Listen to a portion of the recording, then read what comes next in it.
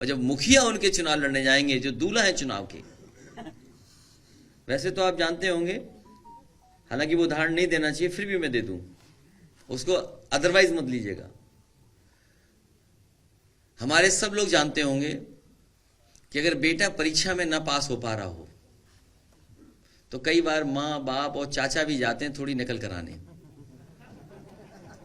ये बात सच है कि नहीं सच है? तो हमारे बाबा मुख्यमंत्री फेल हो चुके हैं, अब उनको कोई पास नहीं करा सकता।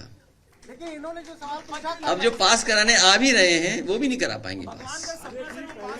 नहीं, भगवान है, उन्होंने जो जिक्र किया है पत्र में कि खुद भगवान श्री कृष्ण ने रात में हम पे आए, रात में हमारे सपने में आए थे भगवान कृष्ण जी, कह रहे थे आपकी सरकार बनने वाली है, और एक बार नहीं आए, हर दिन आते हैं, हर दिन। कोई दिन ऐसा नहीं जिस दिन भगवान हमारे सपनों में ना आकर के कहते हो कि आपकी सरकार बनने जा रही है। इनके तो पत्र पे लिखा है पर्याप्त होती, वो बन करके अभी तक पूरा नहीं हो पाया है। इसी तरह सोलर प्लांट के लेकर के, सोलर में बिजली को बढ़ाने का काम भी समाजवादी सरकार में हुआ। मुझे याद है जिस समय फ्रांस के स्टेट हेड उद्घाटन कर रहे थे, वो अगर योजना किसी के समय की थी सोलर प्लांट की, सोलर पावर प्लांट की, तो वो समाजवादी सरकार की थी, जो मिर्जापुर में स्वीकृत होकर के प्लांट चालू हुआ था। उत्तर प्रदेश में बड़े पैमाने पे, चाहे वो ललितपुर रहा हो, महोबा रहा हो, झांसी रहा हो, जालौन रहा हो या मैनपुरी रहा हो, सोलर पावर प्लांट अगर किसी सरकार में ज़्यादा लगे हैं तो समाजवादी सरकार में उन सोलर प्लांटों को लगाने का काम हुआ है। हमारे बगल में बैठे हैं मांझी जी, ये उस समय हमारे सरकार में हमारे साथ थे, विधायक थे और मंत्री थे। इनकी विधानसभा में टांडा में जो एनटीपीसी का पावर प्लांट लगना था, जगह उपलब्ध नहीं हो पा रही थी, ज़मीन उपलब्ध नहीं हो पा रही थी। एलएनटी के बड़े बड़े अधिकारी आकर के यही निवेदन सरकार से करते थे कि अगर ज़मीन उपलब्ध हो जाए तो यहाँ पर जल्दी पावर प्लांट लग करके तैयार हो जाएगा।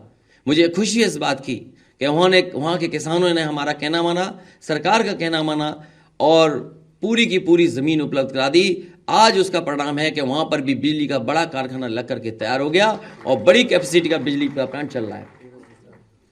13 हैं 662, तो 1300 के लगभग मेगावाट बन करके तैयार हो गया है।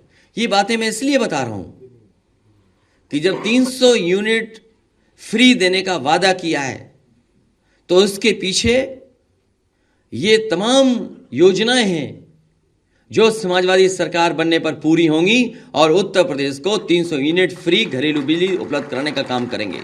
हमारे किसान की आय तो दोगुनी ये सरकार नहीं कर पाई। इस सरकार ने वादा किया था, भारतीय जनता पार्टी ने, अभी मैं इनके लंबे लंबे भाषण सुनता हूं, इनके बड़े बड़े भाषण आते हैं, लेकिन एक भी भाषण में किसान को लेकर के ये बात नहीं कह रहे हैं।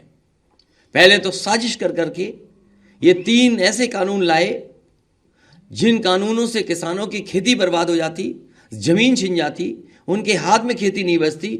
मजबूरी में उत्तर प्रदेश का चुनाव देख करके उन्होंने तीनों कानून वापस ले लिए। और मैं जानता हूं और हमारे तमाम साथियों ने बताया कि जिस समय गाजीपुर से मऊ आजमगढ़ होते हुए जब सवेरे रथ पहुंचा था, भारतीय जनता पार्टी के होश उड़ गए और सबसे बड़ा काम उन्होंने किया कि किसानों के 3 कानून वापस ले लिए। जहां उत्तर प्रदेश के किसान और पंजाब के किसानों को मैं बधाई देता हूं कि जहां पर किसान लगातार आंदोलन करते रहे, पंजाब के किसान डट गए, देश के किसानों ने साथ दिया और उसका परिणाम हुआ कि तीनों कानून भी वापस हो गए। ये 3 कानून इसीलिए वापस लिए हैं क्योंकि भारतीय जनता पार्टी की नज़र वोट पर है। साथ ही साथ ये तो बताया मैंने कि पावर प्लांट कहाँ लगे हैं। को जनरेशन से भी बड़े पैमाने पे बिजली बन रही है, लेकिन इस सरकार ने को जनरेशन पे कोई ध्यान नहीं दिया।